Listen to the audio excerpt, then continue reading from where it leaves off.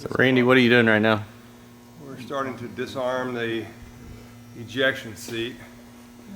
Fortunately, you can film until we get to a certain point, and then I'll have you guys disappear as we actually pull the pyrotechnics out of the aircraft.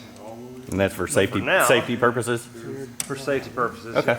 So that just Aaron and I are the only ones that are exposed to the pyrotechnic explosives on the thing.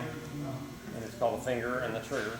And it has to be disconnected before you start pulling the safety pins. Otherwise, you know, this seat and all of us will go for a ride. Not in a good way, by the way.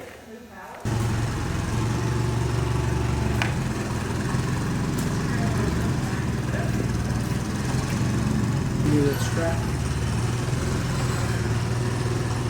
Now there's another initiator here that's got to be disconnected, or the timer. The timer, the way that works is when the pilot ejects, it's got a lanyard on it.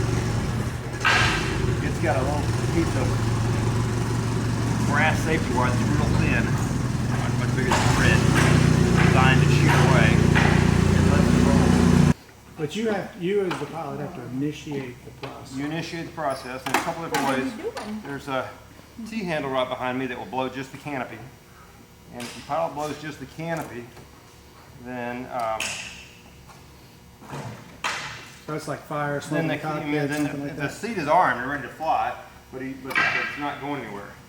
But if the pilot grabs this face curtain, and pulls it, as he gets his knuckles about even with your eyebrows, the canopy is going to explode off the airplane. And as he continues to pull it, the canopy leaves and takes this with it. So now there's no safety on the seat. As soon as you get full forward, the seat's gone.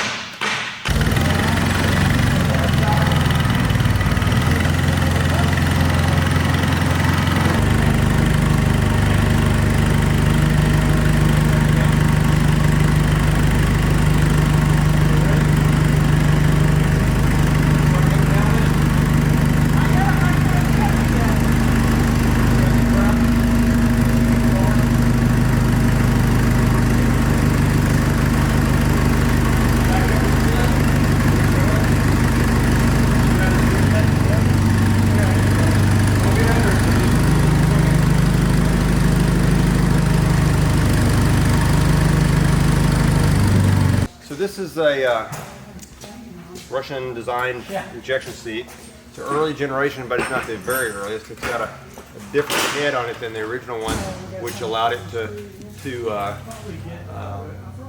have better ballistics or better trajectory getting the pilot out.